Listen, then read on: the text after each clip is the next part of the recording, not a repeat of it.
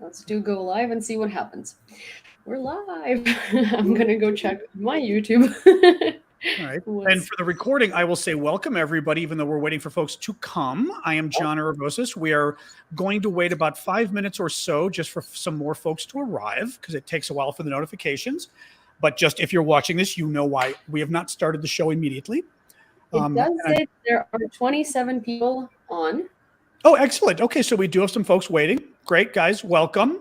As I said, well, I'll do the soft introduction. We'll do it again officially in about 5 or 6, 7 minutes. But I am John Aravosis. Gosh, between Yulia and I, it's so hard to explain what we do. Let's just say we both are TikToking about Ukraine at the moment. That would be our current claim to fame. I as an American, a Greek American, and Yulia as a Ukrainian.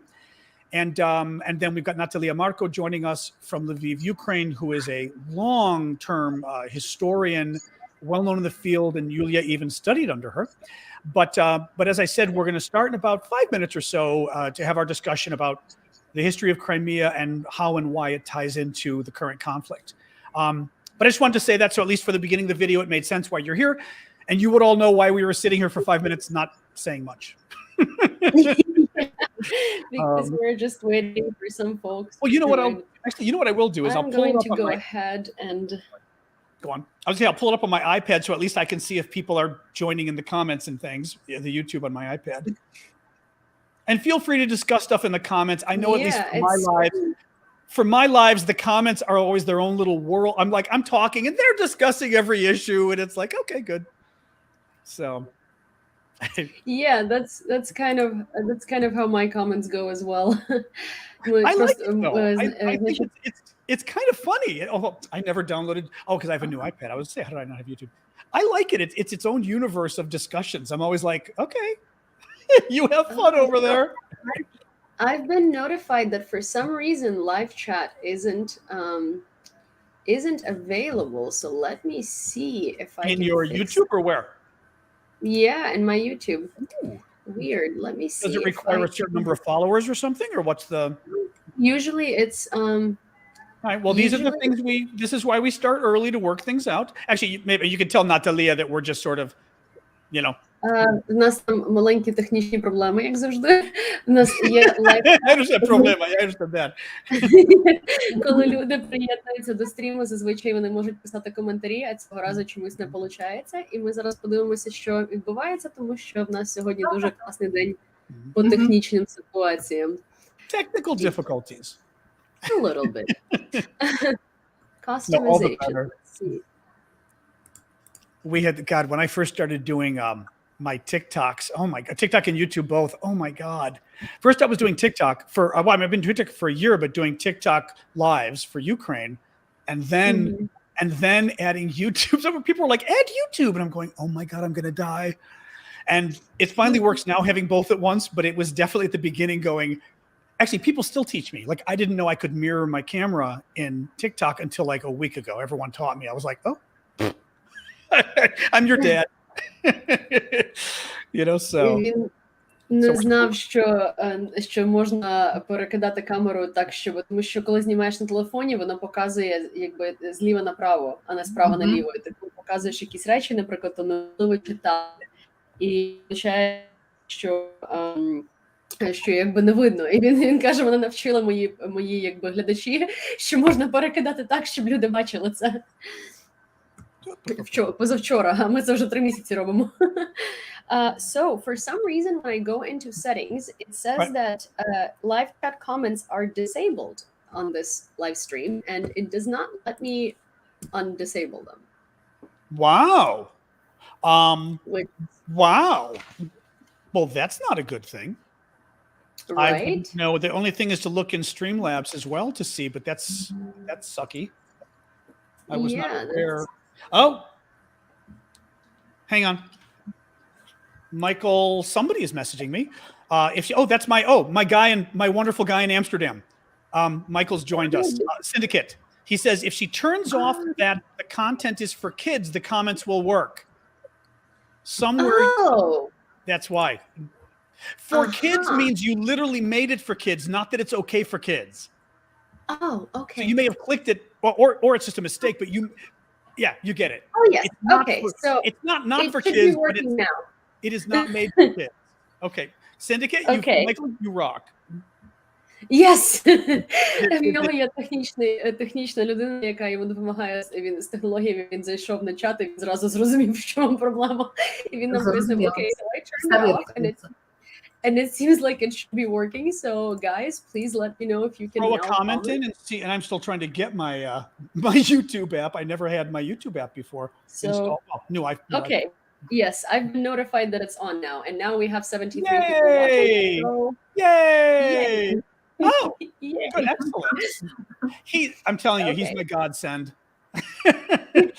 There you go.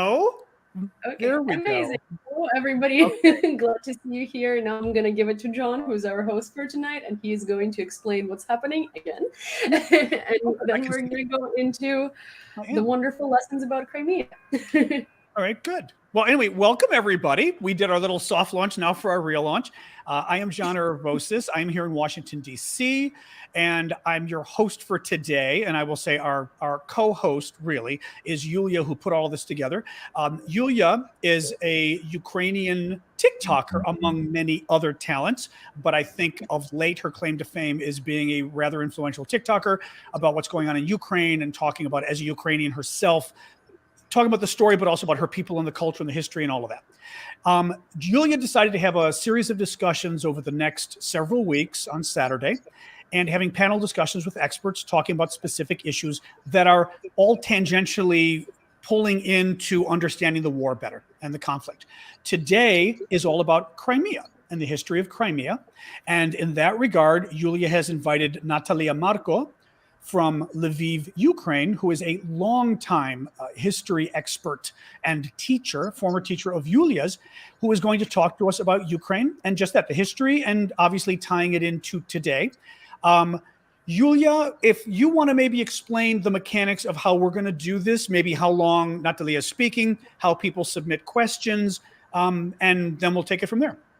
Yeah, so I'm going to give you a little bit of a brief introduction of how it's going to happen, and then I'm going to let Natalia speak for herself, and I'm going to translate her introduction. And did I say Natalia, by the way? I probably said Natalia, didn't I? Yes. Natalia, sorry. Natalia. Okay. But so basically it's going to happen is Natalia is going to give the lesson in Ukrainian, and she's going to speak about it in Ukrainian. We're going to break it down into short paragraphs, and it's going to be consecutive translation. I do have the material right in front of me, so I can always look at it, and I can always translate it I can always translate it from the writing rather than from the speech. And that's how it's going to happen. It's going to be consecutive translation. So it's going to be Ukrainian, English, Ukrainian, English. So for those viewers who are Ukrainian, they can see it they can hear it in Ukrainian. And for those viewers who speak English, they can hear it in English. So now I'm going to give it to Natalia to introduce herself, and I'm going to translate her introduction. Пані Наталі, ви можете почати про себе трошки? Я це перекладу. Доброго вечора, я з України, тому що в нас зараз у нас вечір, і ми так вітаємося. Natalia says, good evening, I'm from Ukraine, because right now it's evening, and that's how we introduce ourselves now. Я тішуся, і мені дуже приємно, що я маю нагоду розмовляти українською мовою, оскільки ми в Україні і говоримо українською мовою, і мені дуже імпонує, що вас цікавить історія України, і особливо дуже багато міфів, які зараз створюються з історії України. Natalia says that she is very happy that you guys are interested in the history of Ukraine, and that you're interested in breaking the myths about Ukraine that are currently flying around the internet space. And she's very happy that she could do it in Ukrainian because, you know, we're in Ukraine and we speak Ukrainian, and that she is very happy to join this panel and tell us about everything related to Crimean history. So I guess...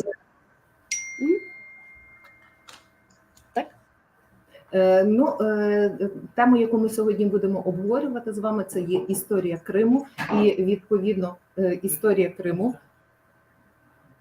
історія Криму, бо останнім часом дуже багато міфів входить, і Росія, яка є агресором, тобто державою, яка веде широкомасштабну війну на території України, говорить, що Крим завжди був російський, а історія говорить, що це зовсім не так.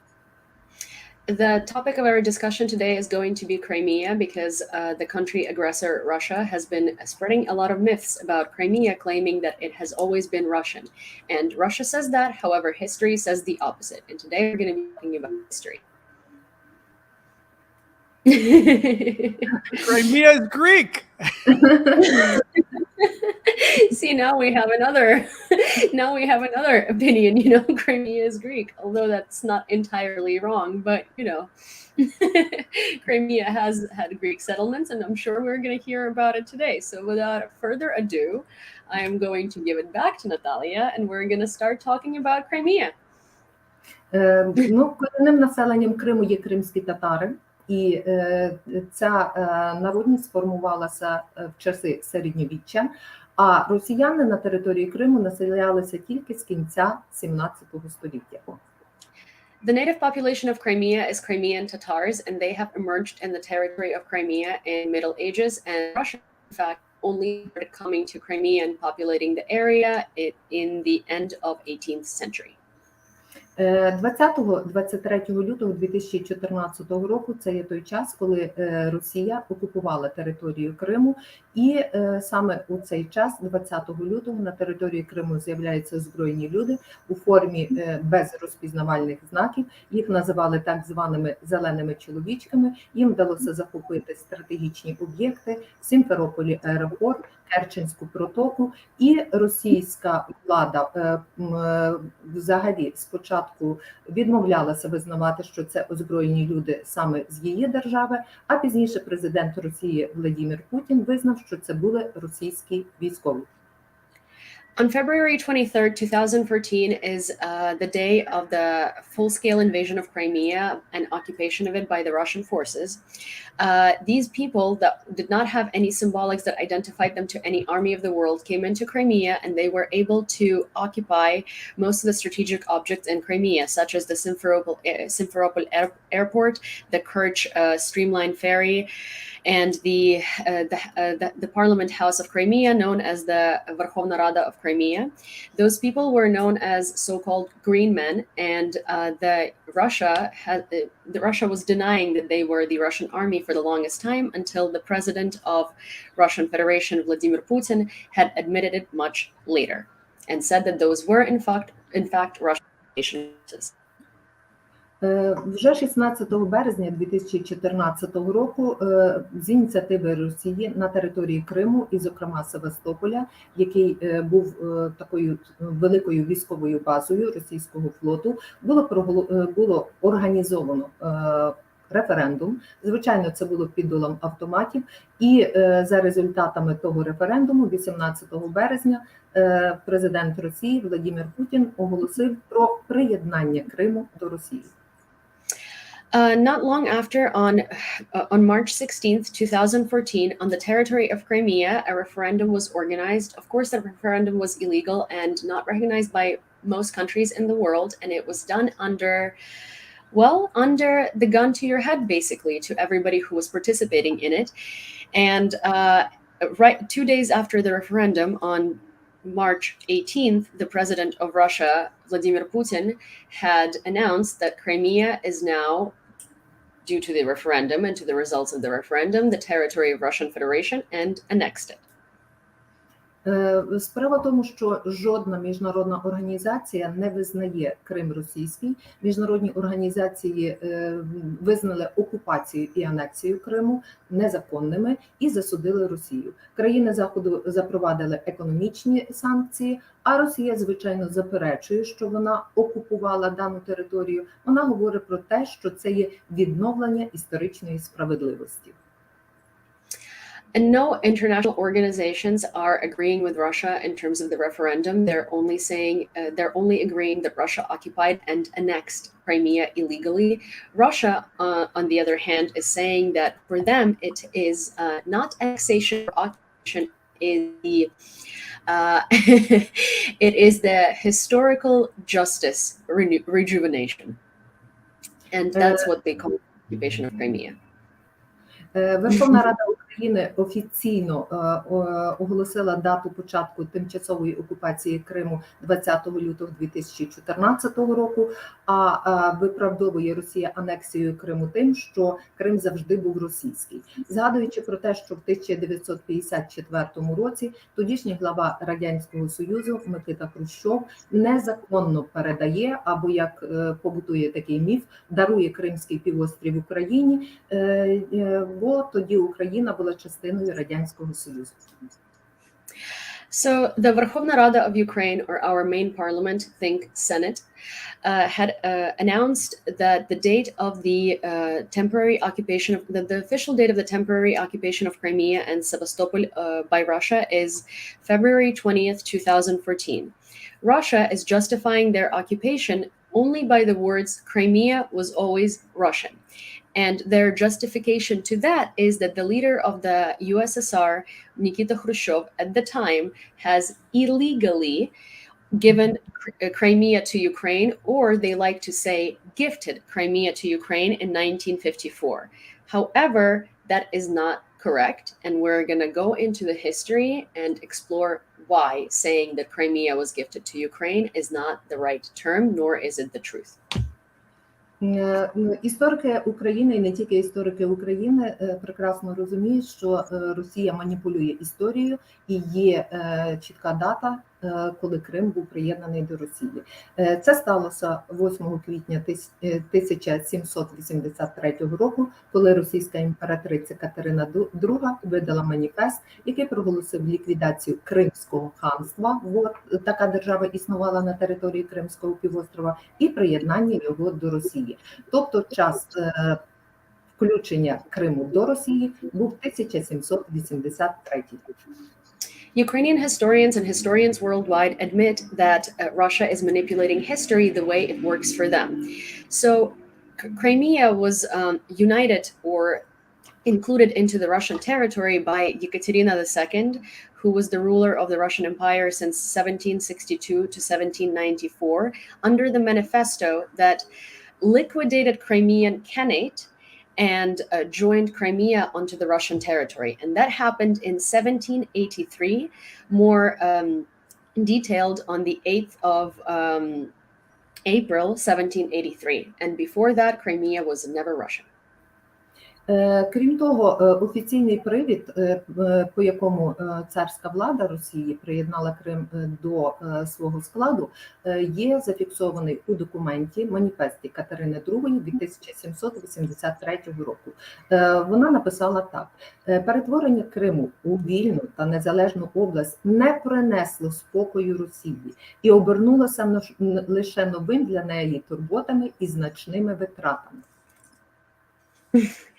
So Ekaterina II actually wrote a manifesto explaining why Crimea was joined into Russia, and there is an official manifesto and her words are documented, and this is what it looks like.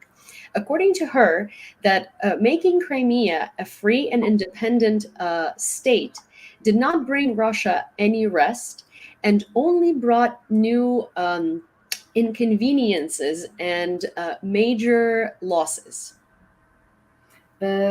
В 1774 році досвід показав, що незалежність мало властива татарським народам. Тобто Катерина чітко вказує, що на цій території жили татари, і їм не властиво бути самостійними, і щоб охороняти їх, нам потрібно завжди бути збройними і при існуванні миру розморювати війська важливими рухами, роблячи великі витрати, як під час війни. Тобто тримати їх в покорі з допомогою війська. Це у нас тривога у Львові. Це означає, що є загроза повітряного нальоту на територію України і Львова. Таке в нас дуже часто буває. It's an air raid siren in Lviv, which means that there is a risk of a missile strike on Lviv, which happens quite often. And this is just what happens every time that the citizens are notified. Я сиджу у безпечному місці, тобто воно є захищене місце, тому ми можемо продовжувати розмову, але така ситуація в нас дуже часто буває і She's saying that she's in a safe space and therefore we can continue the conversation. It's not a problem, and the situation happens very often. Just it is what it is during the wartime. Can I ask really fast? I was just going to ask Natalia. I've seen some other Ukrainians being interviewed where the siren went off and they kind of went, I mean, is it? I don't know. To me, it's very scary. Він каже, що він бачив багато інтерв'ю з іншими українцями, коли вони розмовляють з журналістами або просто по інтерв'ю, і починається сирена, і вони ведуть себе типу, І він каже, для нас, тобто це якби, знаєте, якби... Це дуже прикро визнавати, але ми вже звикли до тих тривог, які в нас дуже часто бувають.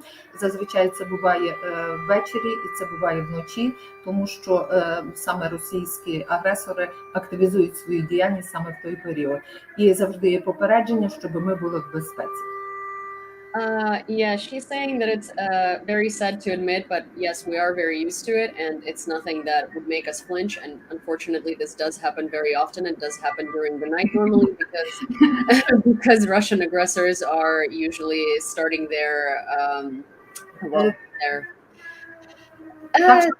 Так, що казала Катерина в 1783 році, що в Криму треба весь час тримати війська, оскільки татари не можуть жити без їхньої опіки. Очевидно, зараз точно така сама ситуація є з боку Росії, де є главою держави Владимир Путін. So Natalia actually made a joke pertaining to what I'm about to translate, but she said, just as Ekaterina II said that you have to constantly have armed forces on the territory of Crimea in order to keep Tatars in check, she's saying, I feel like Vladimir Putin is really going by those words and really abiding by them and thinks that the same needs to happen to Ukrainians.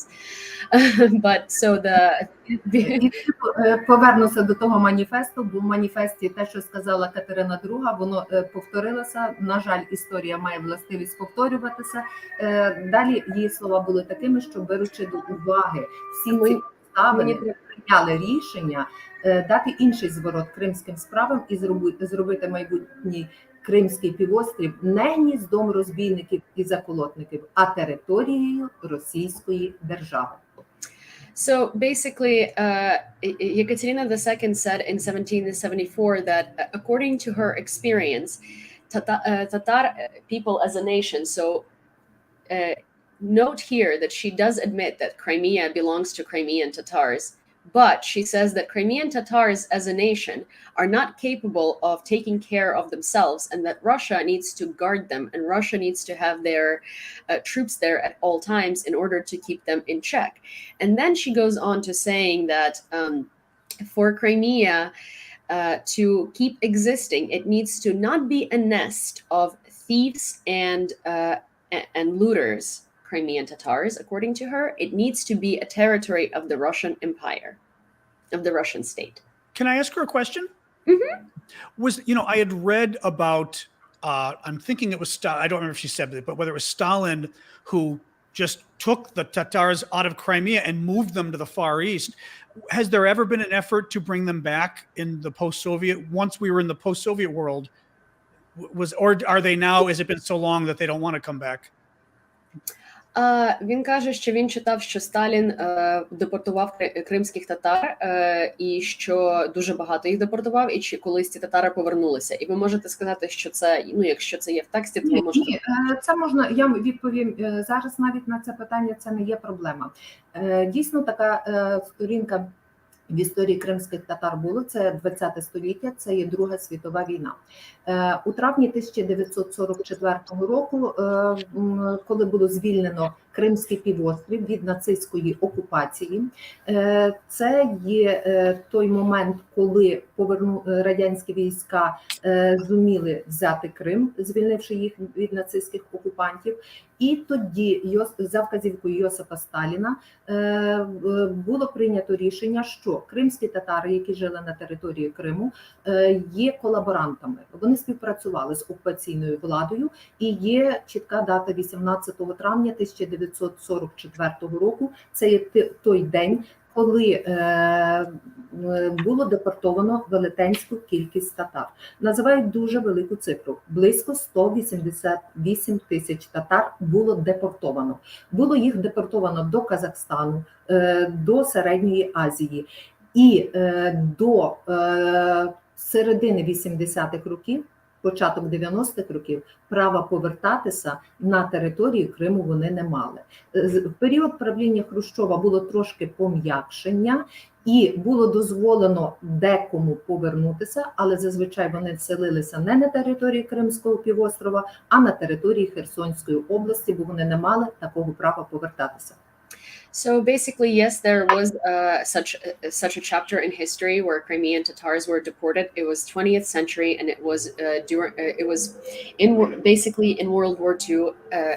Essentially, on May 18th, 1944, Stalin has deported 180,000 Crimean Tatars out of the peninsula, and the reasoning behind that was that after Crimea was liberated from the Nazi army, Crimean Tatars were named as collaborators of the Nazis. It's just an excuse.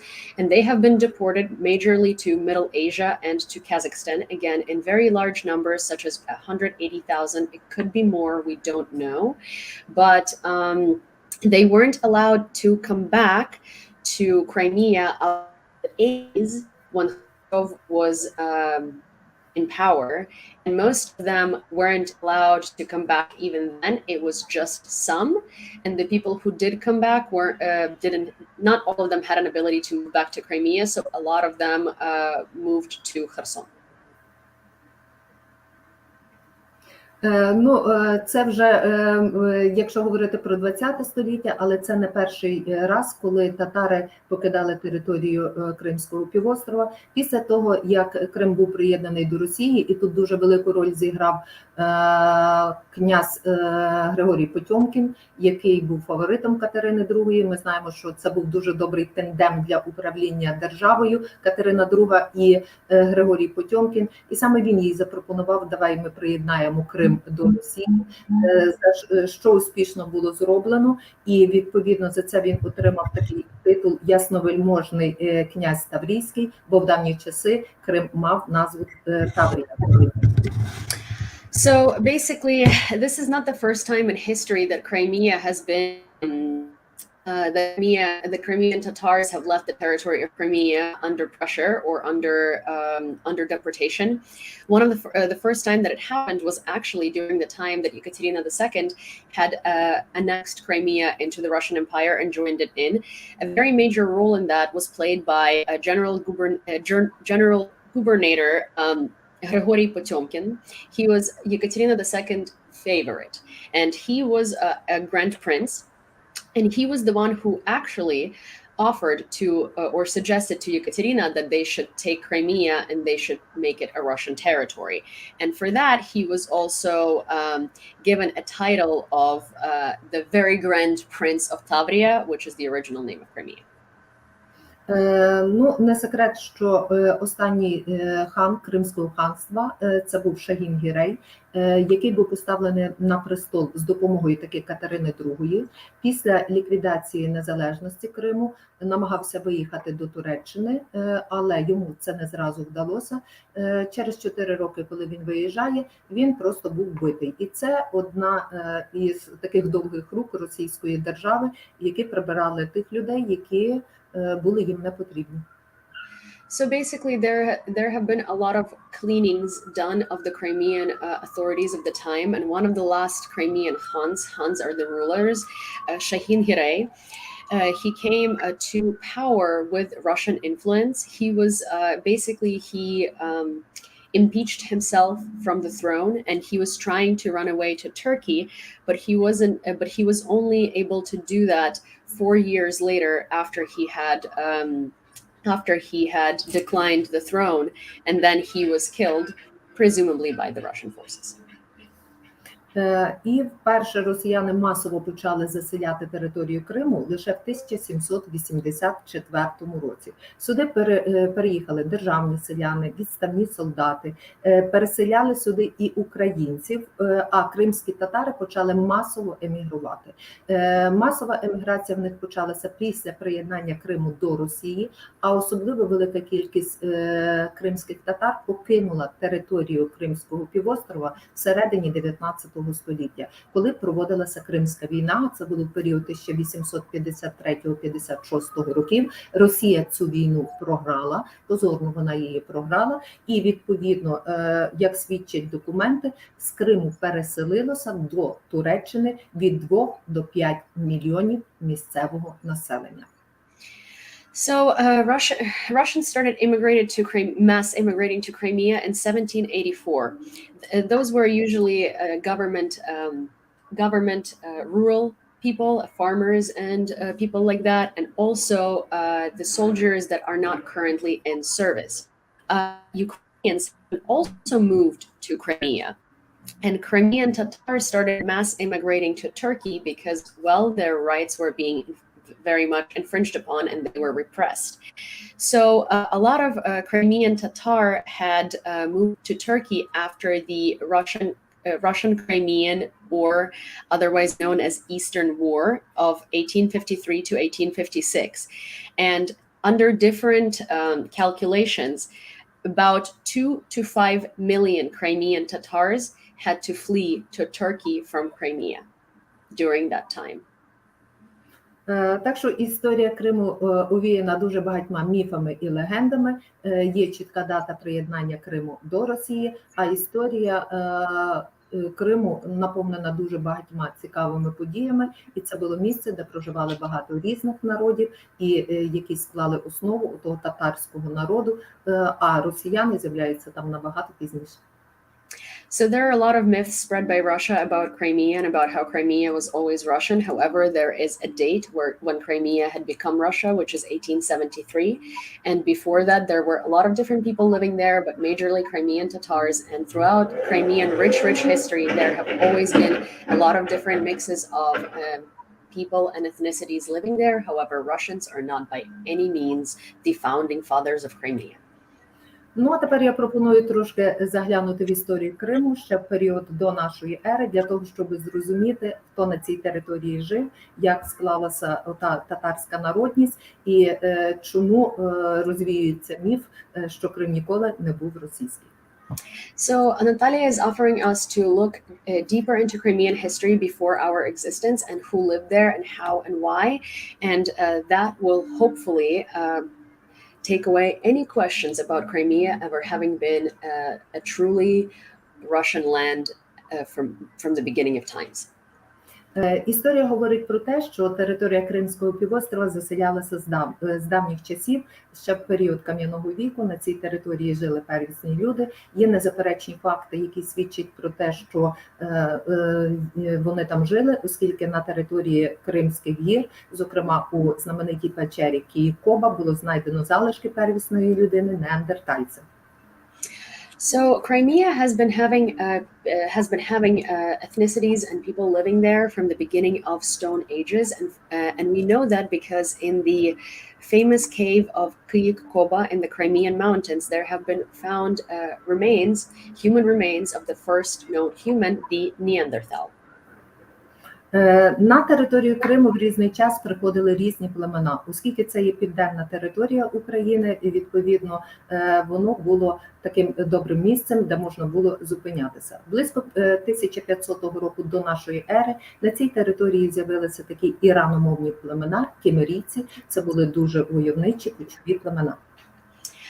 So in 1500 before our existence, so 1500 BC, there have been settlements of Cimmerians, which were basically like fighting settlements, and they were fighting tribes, and they were called the Irano-speaking people, and those were the people that have lived in the territory of Crimea at that point known as Tabriya. В гірській частині Криму, а відомо, що на цій території є Кримські гори, проживали корінні жителі. І корінні жителі – це є таври, і саме в період першого тисячоліття до нашої ери вони мали тут свою власну державу, і тому, яка називалася Таврія або Таврида, і тому перша назва Кримського півострова – це є Таврія. So the first name of the Crimean Peninsula is Tavria, and the first people that lived there with the Cimmerians were Tavre, or in English it would be Tavrians. They came there in 1000 BC, and they are largely considered to be the native population of Crimea. У 7 столітті до нашої ери розпочалася грецька колонізація. Справа в тому, що на Балканському півострові, де була стародавня Греція, було перенаселення і було забагато людей, а дуже багато з них їхали на територію Кримського півострова, поселялися тут, створювали свої колонії. І найбільші такі колонії, які є на території Криму, це є Херсонес, це недалеко біля сьогоднішнього Севастополя, це є Кіркінітида, сьогоднішня Євпаторія, це є Феодосія і таке могутнє Боспорське царство з центром у місті Пантикапей, сьогодні це є місто Керч. І греки принесли на територію України, Кримського півострова, свою культуру, традиції, релігію і систему правління. Well, John, you're going to like this one because now we're going to be talking about Greek colonization. So in 7th century BC,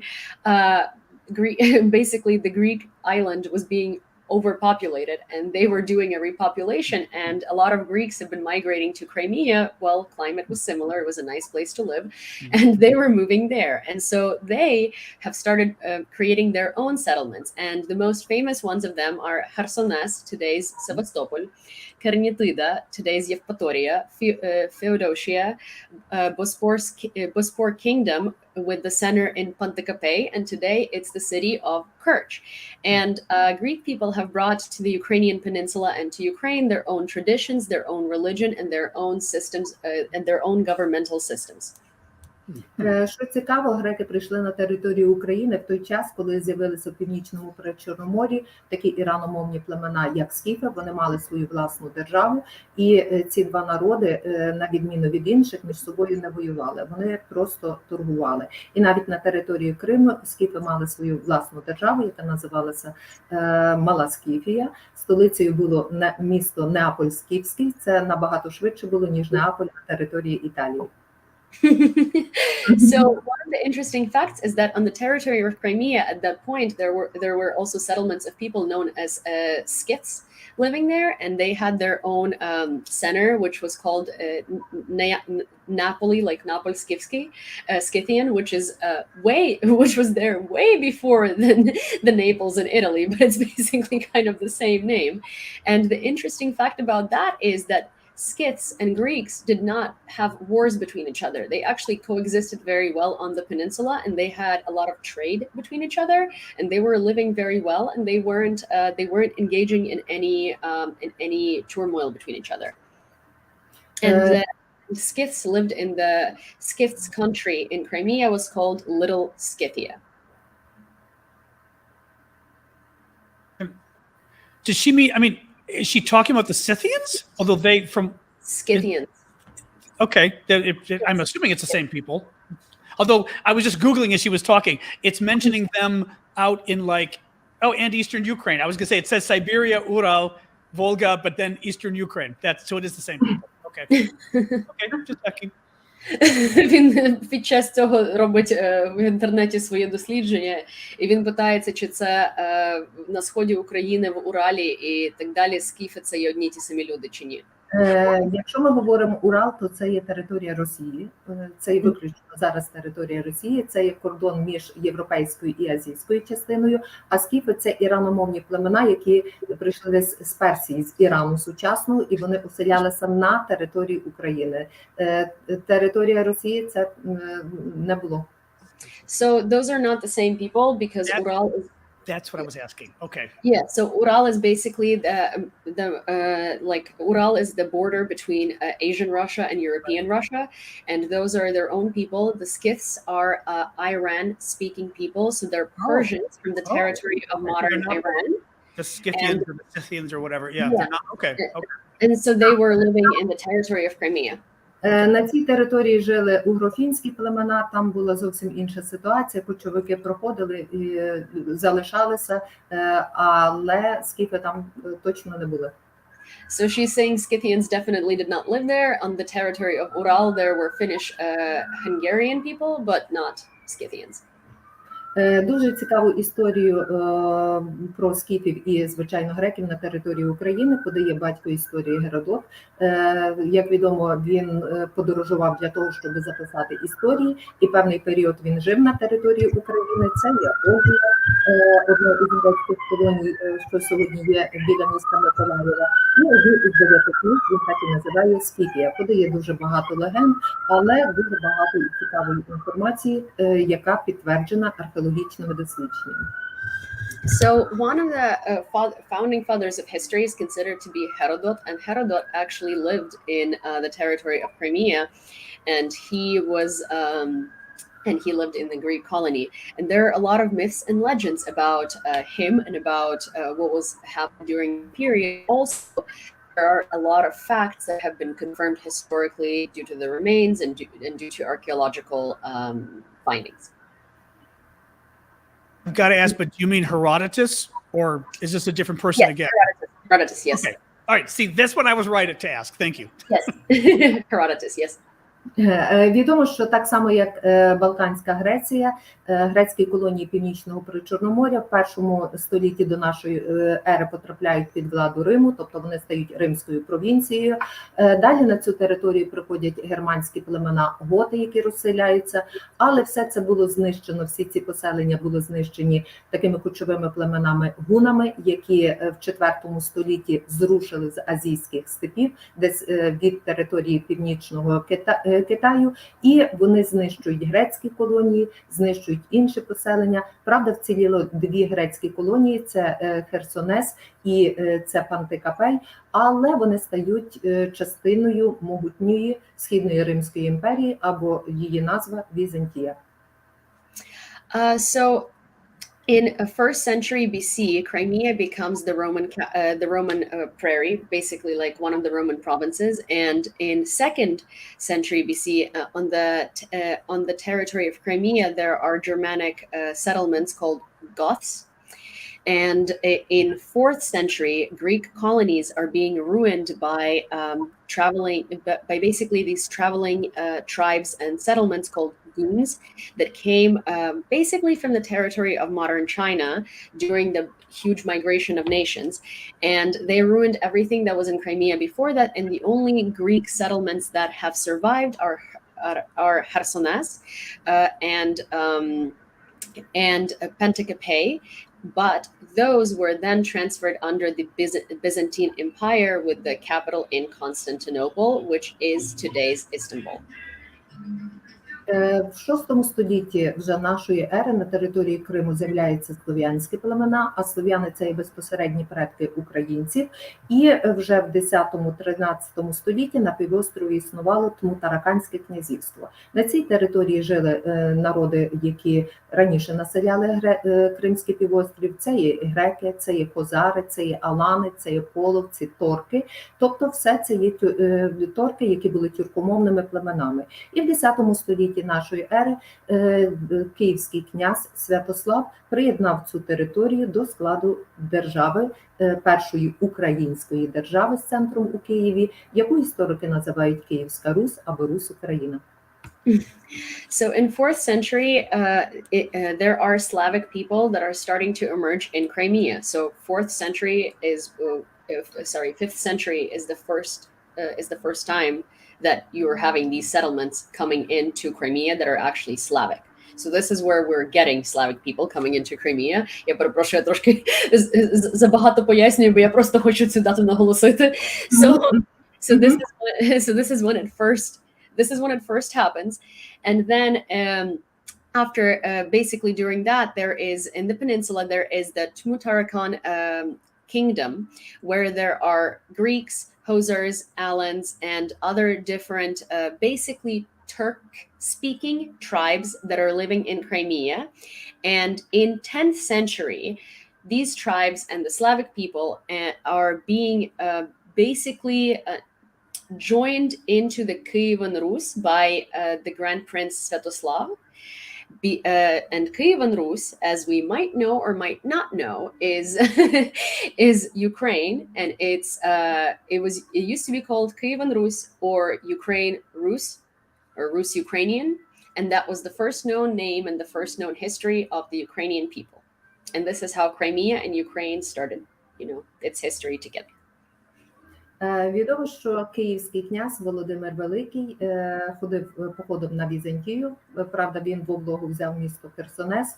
Саме в місті Херсонес в 988 році він охрестився, він одружився з візантійською принцесою, і відповідно саме от хрещення Русі починається з міста Херсонес.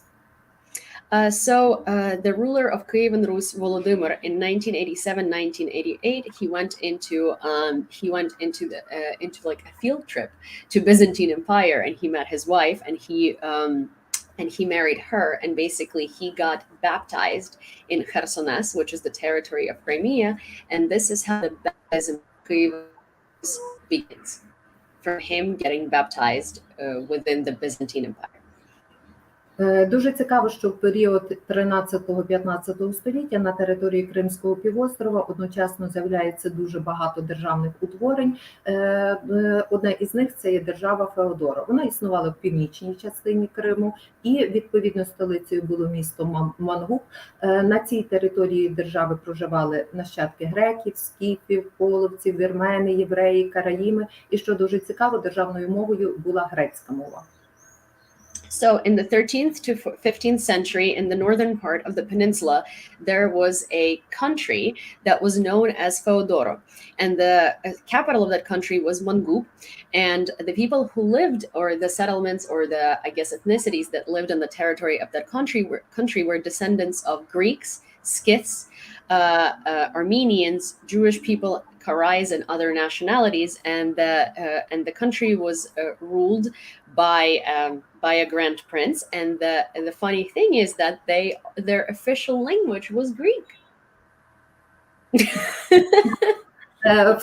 В той же час в південній частині Криму існували генуезькі колонії, тобто були міста, де генуезькі купці, а вони, як відомо, є найтакими відомішими купцями в той період, вони мали свої такі торговельні точки. Одна із них найбільша – це було місто Кафа, сьогодні місто Феодосія, де вони торгували різноманітним товаром.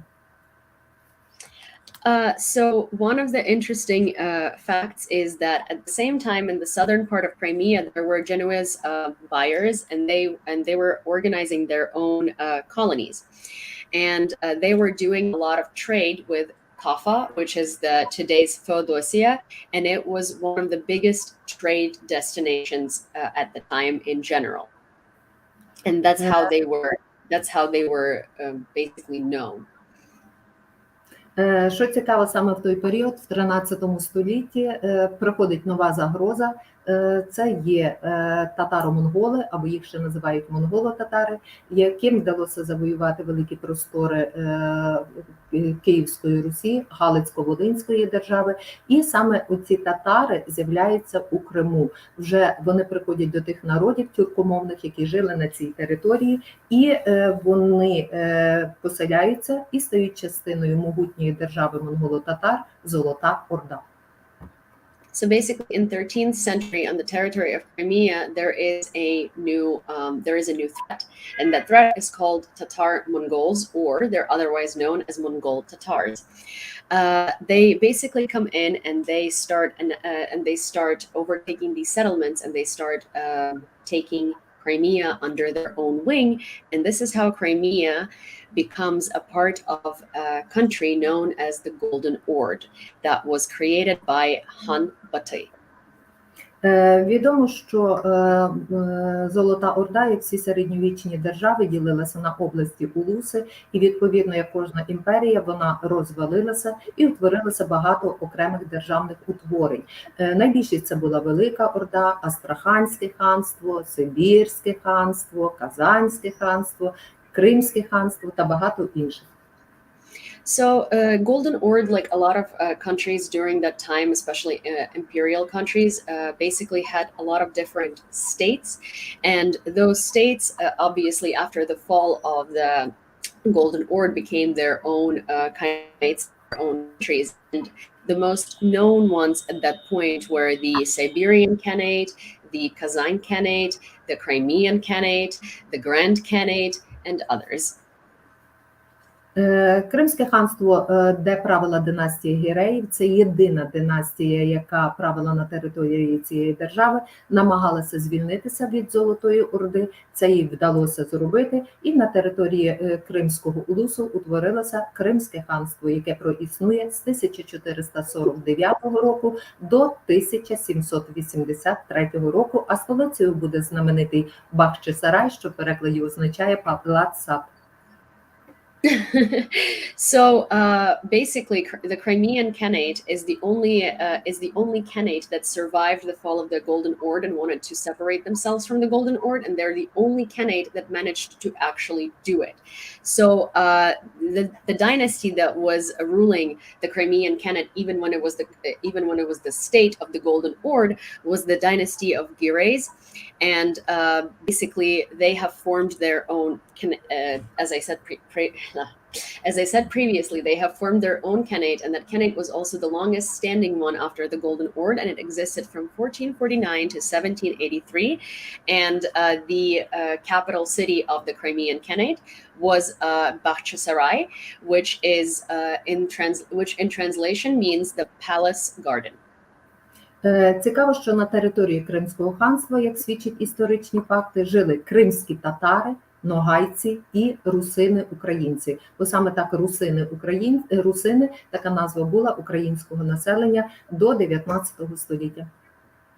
So an interesting fact is that besides the Crimean Tatars who lived in that space in the Crimean Khanate, there were Ruthenian Ukrainians. Ruthenian Ukrainians was the name of Ukrainians during that time. So it's Rusini Ukrainci, which Rusini is what Russia is trying to connect themselves to. However, history shows that those were Ukrainians and they were called Ruthenian Ukrainians, not Russians. Цікаво, що держава займала лише частину Кримського півострова, більшість територій це були вже володіння Османської імперії, і династія Гіреїв змушена була з ними воювати. В кінцевому результаті сталося так, що Кримське ханство з 1478 року стає васалом Османської імперії і буде в залежності до 1774 року. So the Crimean Khanate was only taking part of the island, and the biggest part of the island was basically taken over by the Ottoman Empire, and Crimean Khanate survived on its own for a little while. However, from 1482, it has been included into the Ottoman Empire and has existed within that from then on. Цікаво, що татарами називали 3 етнічні групи, які склалися в різних регіонах півострова і були нащадками тих народів, які раніше населяли Крим. А гіреї просто дали такого організаційного оформлення. І татари, як відомо, були кочовиками, тому вони дуже повільно переходили до осілого землеробства. І якщо їм не вистачало якогось продовольства, то це вони поповнювали за рахунок воєнних походів, які вони розпочали з 1482 року і систематично здійснювали набіги на українські і інші землі. So actually, Tatars were 3 different ethnic groups that were comprised from people from the different regions of the peninsula, and they were basically, like, if you look into history of where they came from, they were from all the different nations and ethnicities that were populating the Crimean Peninsula that we just talked about throughout this entire time. Well, they were then comprised into gires because they were all Tatar and they needed to have an umbrella for them to live in this kingdom, and that's how they were organized. They were organized into gires. Now, Tatars were basically traveling settlements at first, and so for them, farming and kind of like doing things with land was very difficult. So instead of learning how to do that, sometimes they decided to do little military field trips to other countries in order to get a hold of the goods that they needed. And one of those countries was like Kievan Rus. It was the territory where Ukrainian people lived. Найціннішим товаром, який був у татар і турків, це був ясир, тобто живий товар. І місто, в якому продавали той живий товар, це було місто Кафа. І історія говорить, що там була продана найзнаменитіша українка, яку ми знаємо, українці, як Настя Лісовська, в цілому світі знають її, як Роксолана, яка була дружиною турецького султана Сулеймана Пишного. І це є єдина жінка, якій вдалося не тільки підкорити його серце, допомагати йому управляти державою. Це є єдина жінка, яка, порушуючи мусульманські традиції, була похована з почестями. So one of the most valuable one of the most valuable objects of trade for Tatars and for Turks was, well, livestock. But when you think of livestock, it's also people. And so one of the people that is very famous that was bought by the Turks was the woman named, she was Ukrainian, the woman named Nastya Lisovska, or internationally known as Roxolana. She was the wife of the Turkish Emperor Suleiman, and she was the only woman who managed to basically declare her women's rights and help Suleiman rule the Turkish kingdom. And she was also the only woman that was buried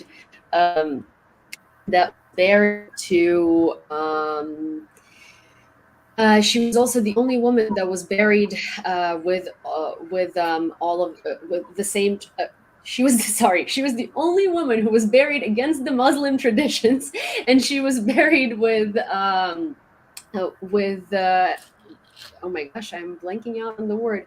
Basically, you're not allowed to bury women with anything that would recognize them as somebody who was bigger than, and she was buried with all of the proper burial techniques that normally would be only given to men. Такою силою, яка протистояла кримським татарам і туркам, це були українські козаки, які жили на Запорозькій Січі. Але що дуже цікаво, відомий український історик Дмитро Яворницький пише про те, що українські козаки з кримськими татарами не тільки воювали, вони з ними торгували. Крім того, вони укладали з ними угоди. Про це свідчить той факт, що відомий гетьман України Богдан Хмельницький у 1648 році уклав угоду з кримським ханом Іслам Гіреєм для того, щоб спільно воювати проти Речі Посполитої польської держави. І це дало можливість українцям відродити свою власну державу Гетьманщину. So basically, there was such a nation called Zaporizhzhia Sich, and Ukrainian Cossacks were the population of Zaporizhzhia Sich, and they were the population that was essentially at war with the Tatars, and but they weren't only at war with them; they were also trading with them, and also at some point joined forces in order to fight Rечь Посполита, or the territory of modern Poland. And the Hetman Bogdan Khmelnytsky, who's one of the most famous. So Hetman in Ukrainian is the ruler at that point. Of the Cossacks had rulers, and rulers were called hetmans, and those were the rulers of the Zaporizhzhia Sich, or Cossack Sich. And Hetman Bogdan Khmelnytsky is one of the most famous of them. And he was the one who signed a treaty with Islam Girey, which was the ruler of the Tatars, in 1648 in order to fight Poland. Про те, що на території Кримського півострова жили українці, тобто русини, свідчить похід знаменитого кошового отамана запорозьких козаків Івана Сірка у 1667 році на Кафу, коли він звільнив 7 тисяч бранців. Що цікаво, більшість з них не хотіли повертатися в Україну, бо це вже не була їхня батьківщина, вони жили на території, народилися і жили на території Кримського півострова. The fact that Ukrainian Ruthenians were living in Crimea was basically put in history by Ivan Sirko and his field trip to Kaffa in 1667 in Turkish chronicles, where the fact was fixated that he had liberated 7,000 Ukrainian like prisoners of war, and most of them wanted to come back to Crimea because they felt like Crimea was their home. Про те, що Росія виношувала дуже давно приєднання Криму, свідчить кілька таких фактів 17 століття, що вони організовували кримські походи з допомогою українців, потім азовські походи, і якщо кримські походи 1687-89 року були невдалі, то з допомогою азовських походів вже тодішній російський цар Петро І у 1696 році, захопивши турецьку фортецю Азов, отримав вихід до Чорного моря, і таким чином Росія пробила собі вікно, далі буде у Європу, а тут ми маємо до великих просторів азійського континенту, зокрема Чорного і Середземного морів. So it's very evident in history by a couple of different facts that Russia has been wanting to take over Crimea for a very long time, because they have done a bunch of unsuccessful field trips to Crimea in order to bring it into Russia a couple of times, and then Tsar Peter I, who was the ruler since 1689 to 1725, basically came and took over Crimea in 18th century, and this was the period where Moscovia, Russia, had turned itself into the Grand Russian Empire, and by taking over Crimea, they had given themselves access to the Black and Baltic Seas. And therefore, that was one of their biggest accomplishments, and it was a window for them into trade. Вже після того, як Росія приєднала Крим у 1783 році, проводячи свою власну політику, наслідки були дуже такими плачевними, тому що не минуло і 100 років, як на території Кримського півострова за переписом 1897 року залишилося 34% татарів, 45% це були українці і росіяни, 6% це були німці, болгари, італійці і так далі. So Yekaterina II has also continued this politics of making Crimea Russian and basically and bringing Crimea closer and closer to Russia, because again, Crimea is a naval city and it's a port, and it's very important strategically and for trade and for everything, especially during that time. And in 1897, there was a new population census in the Russian Empire, and at that point, 34% of Crimean Tatars lived in Crimea, 45% of Ukrainians and Russians, 6% of Germans, Bulgarians, Italians, and Jewish people.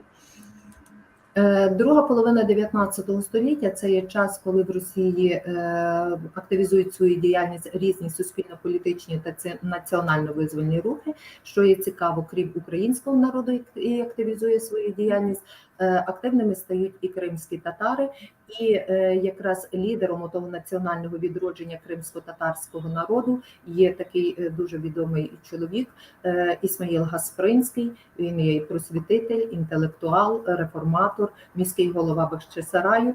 І це є та людина, яка започаткувала такий рух, який називається джадидизм, за зближення ісламської культури з європейською. І це була та людина, яка провела великі зміни в освіті, і освіту кримські татари здобували незалежно від того, жінка чи чоловік. І це пішов новий виток відродження татарського народу на території Криму. So basically, in the second half of the 20th century, the Russian Empire have been were originating not only from Ukrainians but from Crimean Tatars as well, where they were kind of fed up with Russia and what Russia was doing to them. So they started doing these movements for their own independence and for their own education and for their own bettering of their life. And there was this man called Ismail Hasprinsky, and he is one of the biggest bright minds of that time. And he basically made it, he's responsible for Jadidism, which is a movement of connecting Islam culture to European culture. And he was the one who basically made it so that Crimean Tatars, not depending on whether you were a woman or a man, could get education, which wasn't possible before that. В 1917 році в Росії була повалена монархія, і багато народів, які проживали на території Російської імперії, вирішили тим скористатися і проголосили свої власні держави. Першими, звичайно, скористалися українці, вони створили свою Українську Народну Республіку. Не виключення були і кримські татари, які в грудні 1917 року проголосили Кримську Народну Республіку, але вже через кілька тижнів вона була захоплена більшовиками, які прийшли до влади в Росії, поваливши тимчасовий уряд. Вони вели війну проти Української Народної Республіки і в тому числі, захопивши територію України, вперше вони захопили територію Кримського півострова. So basically, Russian Empire, when Russian Empire fell, what started happening is a lot of nations started taking advantage of it, and they started making their own nations out of that. So one of those nations was in March of 1917, the Ukrainian People's Republic was created, and then in December 1917, Crimean People's Republic was created as well. And then after very little, Bolsheviks came and took it over and took over Ukraine. With that, took over the Crimean People's Republic as well. Визволити цю територію вдалося лише на початку 1918 року, коли при владі в Україні був Павло Скоропадський. Український такий воєначальник Петро Болбочан визволяє територію Кримського півострова з-під влади більшовиків. Відповідно, вона приєднується до української держави Павла Скоропадського.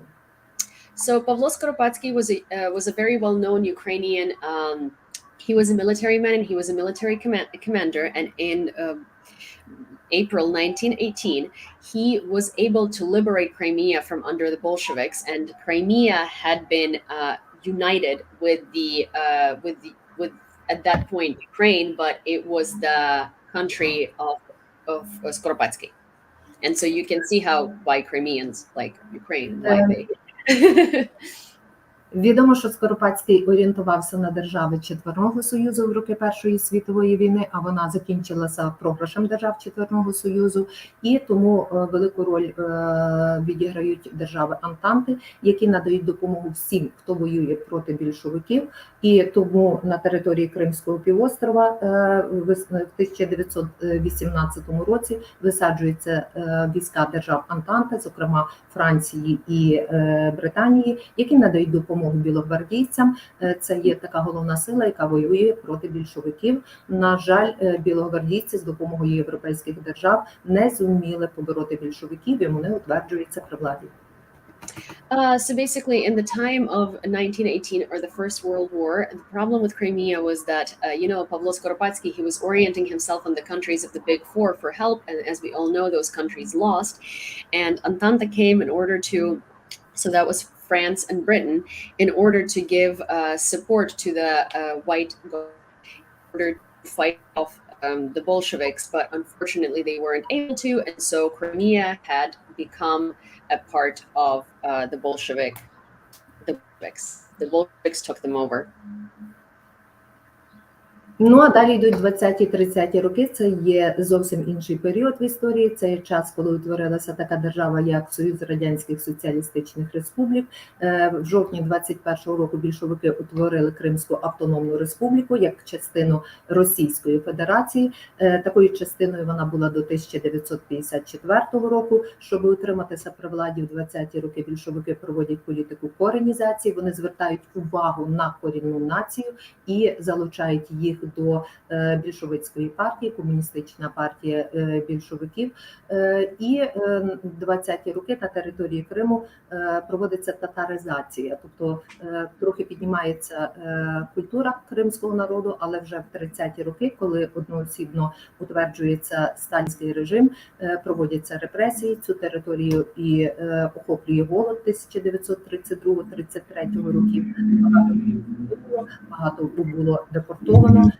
Відповідно, на цій території починається русифікація, а це легко було зробити, бо близько від 35 до 40 тисяч татар було депортовано на схід Росії з метою асиміляції.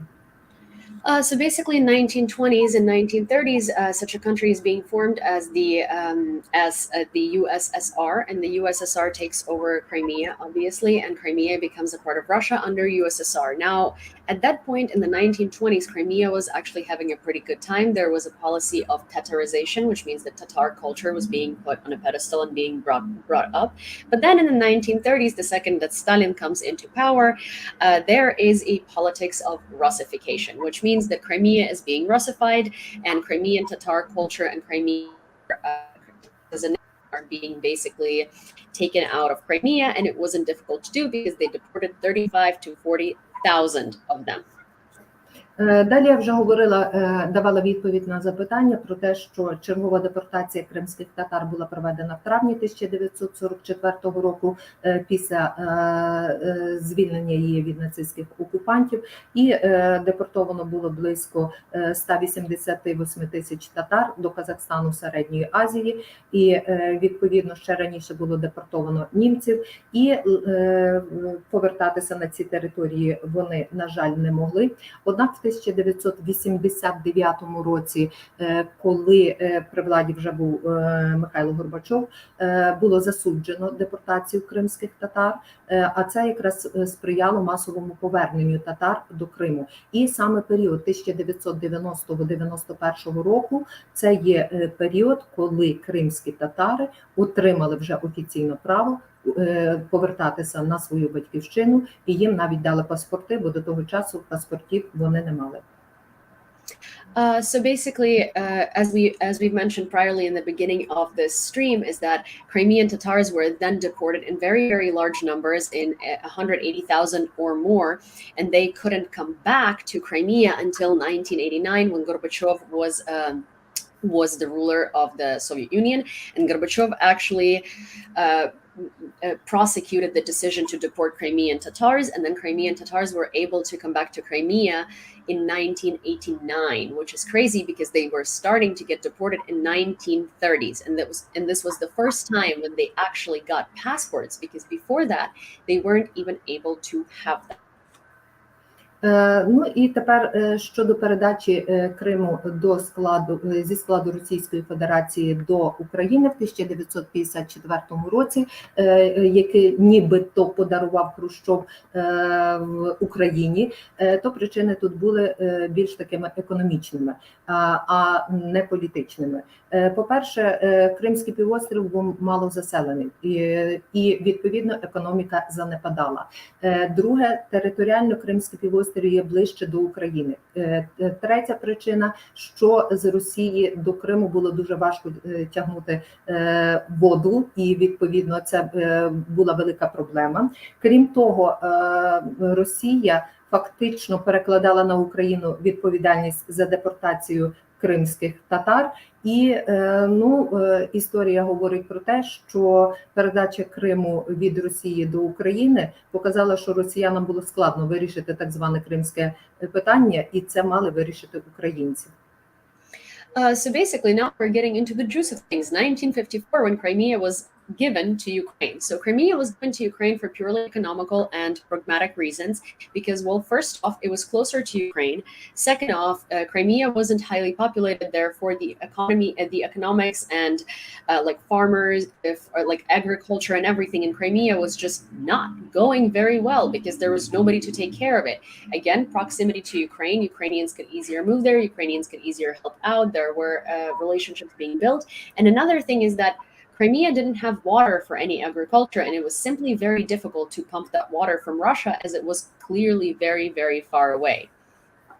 І на завершення я би хотіла навести такі законодавчі акти, які підтверджують, що Крим все ж таки територія України, тому що після повернення татарів в Крим в січні 1991 року було проведено кримський референдум. Це був перший такий референдум за радянських часів, на якому питали, чи вони хочуть мати автономію, і 93% населення висловило згоду мати автономію в складі України. А 1 грудня 1991 року, коли в Україні був всеукраїнський референдум, де підтверджувався акт проголошення незалежності України, то 54% населення Криму підтвердили акт проголошення незалежності України. Тобто це ми маємо народ, який висловив своє бажання жити в складі України. So in order to sum up, there are a couple of documents that Natalia wanted to bring up that basically only confirmed that Crimea wanted to be a part of Ukraine. And the first document is 1956. There was a referendum from Crimean Tatars, from Crimean Tatars and Crimean population, and they were asked if they wanted to be independent. And they have voted with 93% that they want to be an independent republic as part of Ukraine. That was actually their desire, so that's something that they wanted to do. And then in 1991, on all Ukrainian referendum, 54% of the population of Crimea actually said that they want to be a part of Ukraine during Ukrainian independence from Soviet Union. So 54% of people actually said they want to be a part of Ukraine. Ну, таким чином розвіюються міфи про те, що Крим завжди був російський. Російським Крим був більше ніж 100 років, і це була завойована територія насильно, насаджувалася своя політика, але вона показала, історія показала, що воно не так все просто.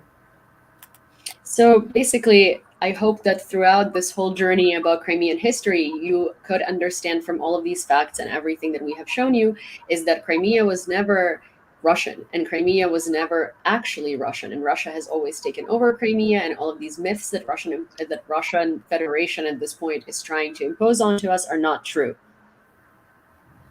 Добре, дякую вам за увагу. Я думаю, що, можливо, трошки такої інформації дасть можливість зрозуміти, що Росія намагається переписати історію, а кожен завойовник її пише так, як вважає за потрібне. So basically, thank you very much for listening to me is what Natalia is saying. And she's saying that she was very happy to do this. And hopefully that some of this information is going to show that Russia is an aggressor and Russia is trying to change history, and that, you know, every single aggressor writes history in the way that fits them. And I guess at this point we can start questions. Mm-hmm. How do you want to do it now? I think, Yulia, you said you had some questions in advance from some of your users, and obviously we're going to have questions here as well. You know, why don't you grab a question maybe from your list to start with, and then I would say everybody else chime in with your questions in the comments, and that way there's already several Yulia can jump to next. Okay, so one of the first questions is from Tina, and the question is, was there any separatist movement or unrest in Crimea prior to the 2014 invasion? Чи були якісь сепаратистські рухи, чи якби такі якісь речі в Криму до 2014 року?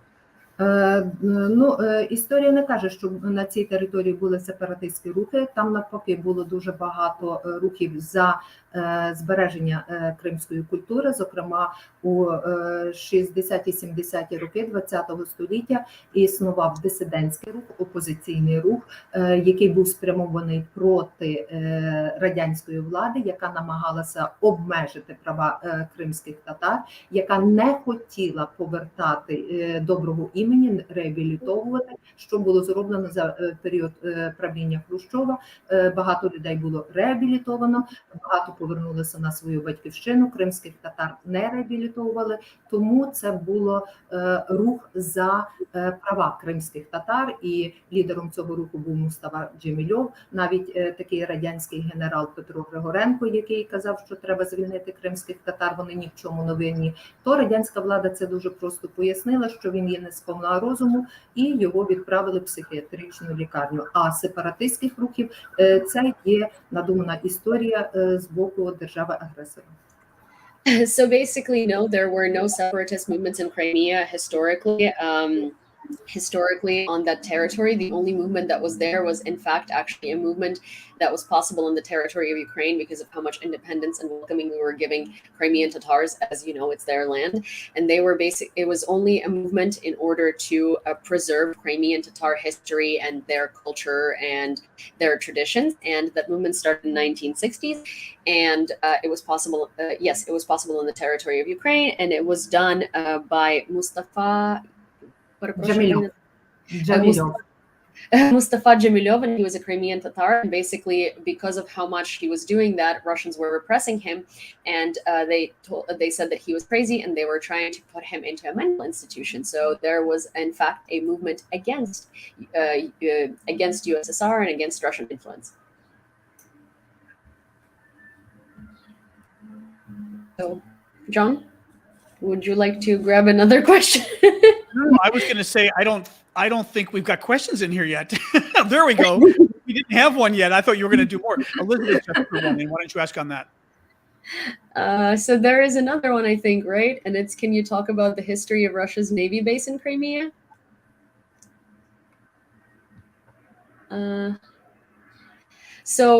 Хтось питається, чи ви можете поговорити про історію російського флоту в Криму, як він утворився, і наскільки Росія від нього залежить? Справа в тому, що після того, як Росія приєднала територію Кримського півострова, зразу наступні роки почали заселятися тут велика кількість російських солдатів. Територію важко було заселити, а вже згодом при сприянні того ж таки Григорія Потьомкіна почали формуватися. Росія хотіла мати флот, вона мала флот на Балтійському морі. Цей флот було збудовано за Петра І, і перший такий військовий флот на території, ну не стільки Криму, маємо на території Азову, Азовське море, а потім вони вже переходили і на території Криму. І вже за період 19 століття, коли Росія, ну не секрет, Росія здобула ряд перемог над Османською імперією, вона почала формувати тут такий могутній флот, і найбільшою базою вона зробила Севастополь. І це була дуже велика військова база Радянського Союзу, воєнно-морський флот на цій території. І коли Україна стала незалежною державою і стояло питання про підписання договору із Росією про дружбу і кордон, Росія відтягувала підписання цього договору, оскільки велика частка флоту радянського стояла на території Кримського півострова, він відповідно до законодавства є на території України, то стояло питання про поділ флоту.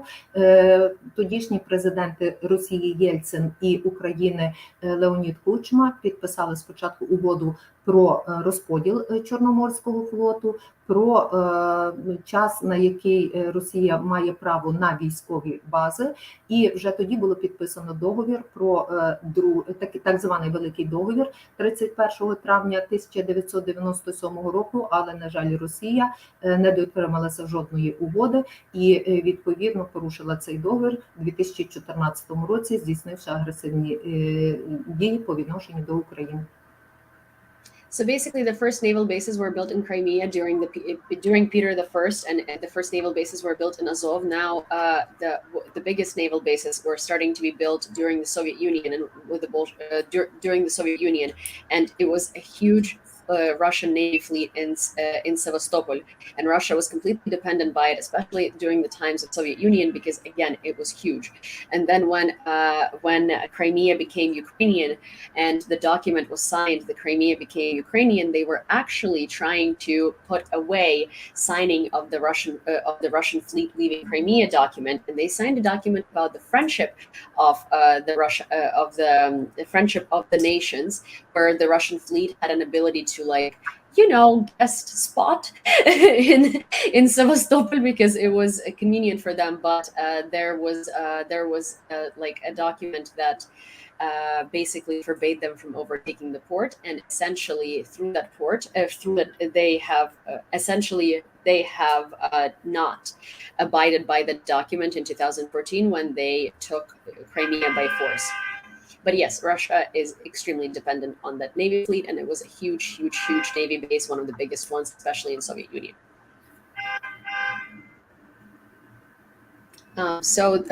There was another question I found very interesting.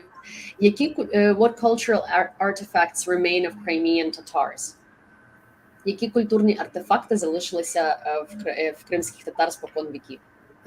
Якщо говорити про кримських татар, то найбільшим артефактом, який залишився, це є, звичайно, столиця Бахчисарай.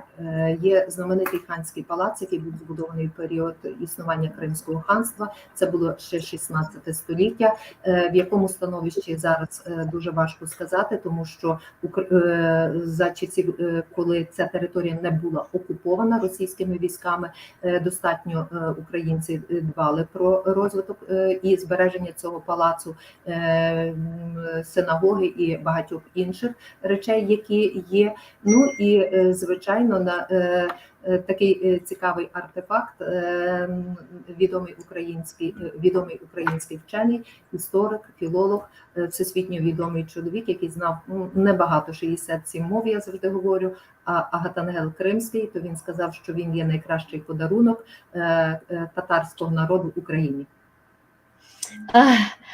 So basically, one of the biggest artifacts in Crimea is the Crimean Khanate Palace, and the palace exists on the territory of Crimea since 1600s. And it's one of the biggest artifacts to the Crimean Tatar history and to the Crimean Khanate. And nobody knows what kind of condition it is in right now, because since 2014, Russia has been occupying Crimea, and we don't know if they have been taking care of it. Actually, recently, I saw a photo online with major cracks in its walls. Ukraine was taken very good care of the Khan Palace in Crimea during Crimea being Ukrainian, and that Ahamel Krimsky, which is one of the which is a very smart man who knows 68 languages. He was one of the Crimean Tatars, and he said that that palace was one of the biggest gifts that Crimean Tatars could give to Ukraine.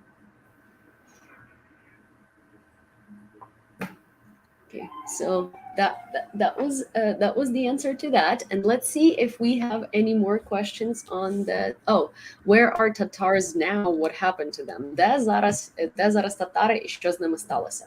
Because we have 5 more. Татари в Криму, і вони спокійно живуть на цій території. Ну, я так думаю, що вони спокійно живуть, як можна сказати, якщо територія є окупована. Вони повернули свої традиції, вони зберігають свою культуру, в них це є єдина їхня батьківщина, більше ніде вони її не мають, і всі, хто повернувся, то вони живуть на цій території. So Crimean Tatars are in Crimea. The ones that were able to come back are still in Crimea, and they are living in Crimea peacefully. Well, we can only assume that they're living in Crimea peacefully because we can't really say, provided that the territory is occupied. And actually, it's one of the things, it's really hard to say what's going on there because, again, Crimea has been turned into a giant Russian Navy base, and getting photos of Crimea today or getting information on what's happening there is really difficult. I was actually trying to do that. This is me saying it for myself. I was trying to do that the other day because I wanted to do a video on Crimea during Ukraine and Crimea after 2014, and you can't find any photos. It looks like they've just deleted everything. And but Crimean Tatars have been able to return their culture, well, at least until 2014, return their traditions and live a good life within Ukraine. Actually, Yulia, I wanted to give you 2 bits of advice because, again, things that I learned. Yulia's using some software today the one that I use for streaming, and it's the first time she's using it. So just so you all know, this is kind of amazing. This has been going well. She is a quick learner, but I wanted to tell you 2 things you can do. One, once you see the questions lining up their questions, hover over them, and there's a little star you can click in the right. And the star will put it in the second column. The other thing is you can also then highlight a question by clicking on it, and it says show or something like that, and it'll show it on the screen. And then when you're done, you click it again and say hide, and it'll get rid of it. But it's a nice way to show everyone's questions sort of on the screen as we're talking. And I will stop with it. No, that's good advice, thank you. Мені But it просто might, it just порадили, might що я help you можу, as you go along. Yeah. мені порадили, що я можу робити, щоб запитання появлялися на екрані. And це завершення тривоги, чи це Це відбій. Це в нас зараз вже є відбій тривоги, тобто в часі, бачите, розмови нашої закінчилася час тривоги. Ну, очевидно, це черговий раз було попередження про те, що не так спокійно в нас в Україні. So basically, this is actually this is not another air raid siren. The way it works in Lviv is that you get an air raid siren when danger is near, and then you get another air raid siren when danger is gone. So this is the air raid siren signifying that danger is gone, and while also signifying that it's not as safe in Ukraine as we might think, because you know, while we were doing this historical lecture, this entire time there has been an air raid siren going on. Так, дуже прикро визнавати, що ми живемо зараз в підручнику з історії, але так склалися обставини. It's really upsetting to admit that we're living in a history book right now, but you know, that's just what happens. Yulia, I'm going to have to go, but to be honest, you don't need me for this part. you are now the host for the questions. But folks, I need to go because I've got 2.5 hours before my show. And I usually like to take about 2 hours to prepare of going through the news. And I've got to take a break for half an hour before I start. So yeah. I apologize, but thank you so much. This has been amazing. So that Natalia doesn't think we're closing up yet. Yulia will continue with your questions. As I said, it helps for you guys just to line them up in the comments in advance, because I know this from my experience with this, it makes it easier. But thank you for coming, guys. And I recognize a lot of my folks who came over too, so thank you. This has been really great that the two of you combined. So, and you've got an animal in the back of your. We had a little sighting of some animal in the back there. Yes, that's my dog, Sunny. Oh, okay. A quick little city with that. Yeah, that's my French bulldog, basically being like giving attention.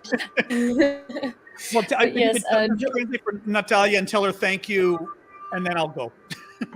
Джон дуже дякує вам за урок з історії. Йому треба йти, тому що він в 6 годині кожного вечора проводить своє шоу, і в нього залишилось 2,5 години. Він каже, що він зазвичай займає 2 години. Мені дуже приємно було спілкуватися. І якщо я трошки щось розказала вам по історії, це мені теж приємно. І бачите, ви були свідками історії, яка в нас відбувається зараз. Так сталося, що ви почули ту систему, в якій ми зараз живемо. She's saying thank you very much for being here, and she's very happy to have been able to do this lecture, and that if any bits of history were helpful to you, it's what matters to her. And she's saying also you were a witness of the modern Ukrainian history in which we're living today, you know, which is the system that's happening. Росія має традицію завоювати Крим, завоювала Крим, прагне завоювати Україну, але слава Богу, що і в неї це не виходить. So Russia has, to sum up, Russia has a tradition of taking over places. Russia had taken over Crimea. Now Russia is trying to take over Ukraine, but thankfully so far they're not able to. It's crazy. All right, I'm going to sign off, guys. And since somebody asked, exactly, I'm a bad self-promoter. My show is at 6 p.m. Eastern, and we will continue the usual. And I'll continue the usual Ukraine update at that time. Okay, bye, guys. Thank you so much. Yulia, Natalia, love. Stay tough. Hang in there. We're with you. All right, bye, guys. Bye, John. So yeah, well, I guess if you guys have any more questions, я думаю, що я запитаюся, чи є ще запитання, може ще 5 хвилин, якщо...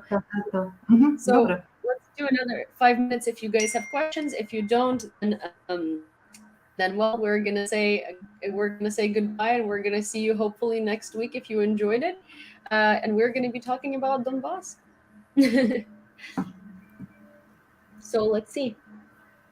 Я їм кажу, що якщо в них є запитання, то ми можемо ще 5 хвилин поговорити. Якщо немає, то побачимося наступного тижня, поговоримо про Донбас, якщо всім сподобалось і ви маєте можливість. Ну, поговоримо. Побачимо, яка буде реакція, а тоді будемо собі визначати. Тому що от воно вийшло багато, напевно, але то якраз на той час і воно, напевно, було розраховано.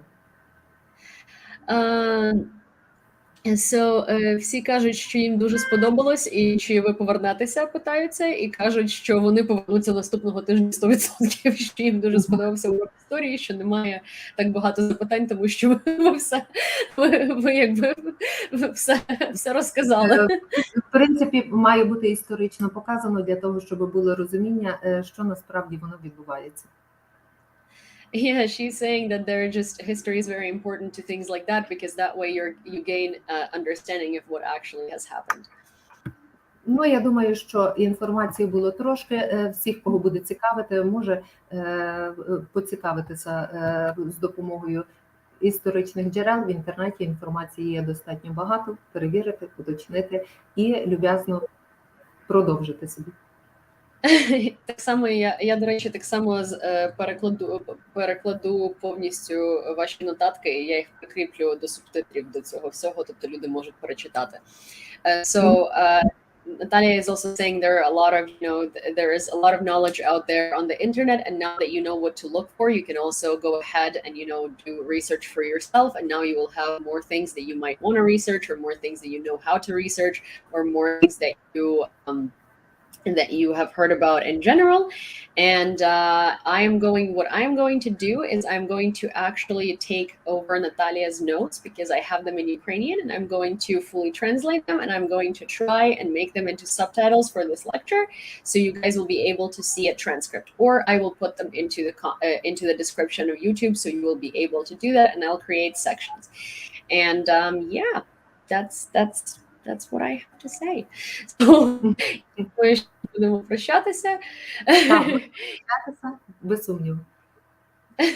Okay, so thank you guys very much for having been here. Thank you guys very much for listening. До речі, дуже багато людей пишуть дуже вам дякую, і вам присилають, там, де соняшники присилають, це в Джона є така традиція, коли в нього приходять українці на його шоу, то всі їх засипають соняшниками, вас засипають соняшниками. І вам кажуть дякую.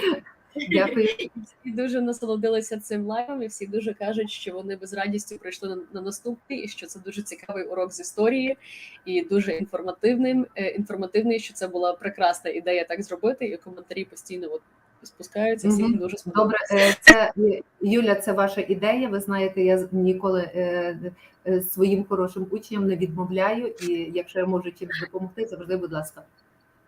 No, вам дуже дякую. Well, Natalia is being very kind and saying that she does like to help her good students, which I'm like, I'm a good student.